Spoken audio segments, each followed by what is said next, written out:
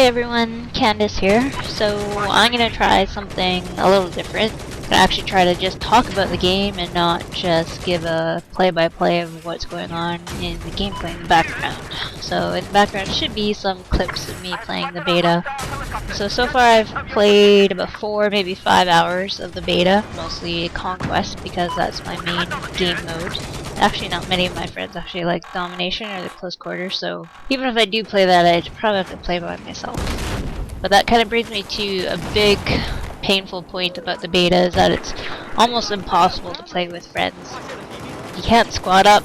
Okay, at least this is on console. I don't have the PC beta, but on console you can't squad up before you join a server. And I tried joining a really empty server, inviting my friends, and you know, we got enough to get the game going, but no one ever joined the server. So I guess it makes sense to fill up servers that are close to being full already, but if there's like 6, 7 people in a server, maybe fill that server up dice. But anyways, it's a beta, I know, but how hard would it be to implement being able to play with your damn friends? Anytime one of my friends gets in a server, it's automatically full, and then you gotta wait in queue. And then there's like 4 or 5 of us, because hello, squads are now 5 people. There's 5 of us that want to play together. It's gonna take forever to A, get in the same server, and then B, get on the same team so that we can squad up. That's really dumb. And then one game that I was playing, well, I played a few rounds with Awesome Cobra, and we played a few games in a row, everything working fine and peachy, blah blah blah. And then just out of the blue, he gets switched to the other team in between rounds. What? We're on the same squad. Why would that happen? Not to mention we're on the same friends list. So, but then in another play session, I was playing with a couple other friends, Murder Militia and God's Warrior.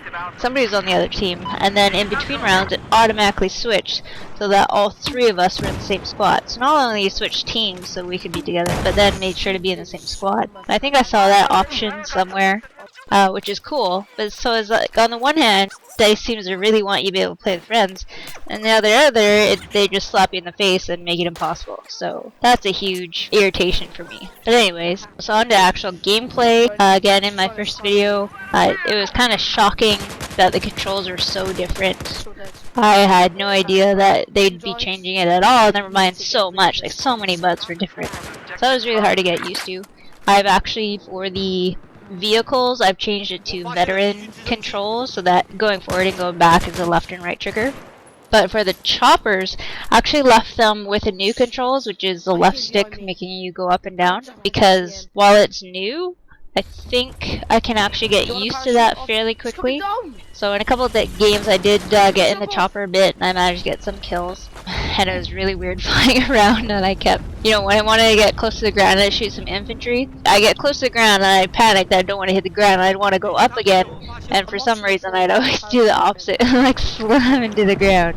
So there's some moments there where it's like, oh my god, I feel like a total noob. But I think it'd be kind of like handicapping myself to go back to the veteran or legacy controls for choppers, because in Battlefield 3, I swear to god, it took me like a year and a half to even just kind of get halfway decent at flying choppers, and I'm still not very good at flying choppers. Actually, I still need to post it, but I made a little video about, you know, how not to pilot choppers by dork, or, you know, don't fly like me, because I'm not a pilot whatsoever. So yeah, hopefully I'll post that up soon. So I kept the choppers with the new controls. So you can tell that the little birds are really a lot more mobile, a lot more agile compared to Battlefield 3. And it's going to be crazy hard to RPG them. I think Ryan, Murder Militia 85, I think he said he already got a couple, so, you know, hats off to him. I tried shooting down some, even just with a tank and with RPGs, and I don't think I even got close, so. But yeah, hopefully in Battlefield 4, you won't get those puffs of black smoke when you hit a chopper, but it doesn't actually do anything. So, again, in my first video, I kind of mentioned how I kept running out of ammunition, and it wasn't until Master Chick Hacks posted on Facebook, it reminded me that when you change magazine, if it's not an empty magazine, you're just totally losing the rounds that were in that magazine you're taking out. which obviously is more realistic. I just totally forgot about it and wasn't paying attention, so I guess that's what's happening with why I think I'm always running out of ammunition, because usually after a gunfight, as probably with most of you, after a gunfight, I immediately reload, because, you know, in the next 2 seconds if I get into another gunfight, I don't want to be down to half a magazine. I want to have all my rounds at my disposal, so that's probably what's happening. And that kind of brings me to the support guys giving ammo. Like, okay, so right now everybody just has little ammo packs, and it only gives you like 1 magazine's worth of ammo. Doesn't give you more than that. Doesn't give you grenades. I don't think it gives you rockets or anything like that. Seems so cheap.